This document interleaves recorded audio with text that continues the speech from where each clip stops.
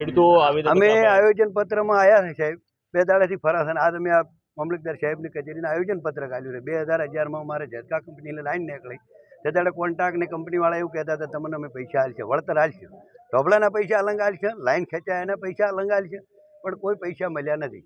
અને એવું કહેતા કે ટેક્સી રસ્તેથી જશે ને માલ અમે ખેંચીને એનાય પૈસા આલશે. આટલા સુધી અમને બતાવ્યા. ગોળીએ કોણ છોડ્યો એટલે અમે રાજી થઈ ગયા કે પૈસા આવી જાય, તમારા ખાતામાં પૈસા આવી જાય.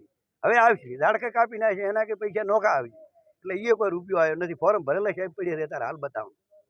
10 લેબડા કાપી નાખ્યા છે કોયડો, અને ધોબલા ઊભો કર્યો. હવે ધોબલાનું કશું આવ્યું નથી. તો અમારે લાઇટનો પાવર વરસાદ કે ચોમાસું હોય ને ત્યાં નેસે હેડ એટલે પાવરની શોર્ટિંગ થાય છે એમ.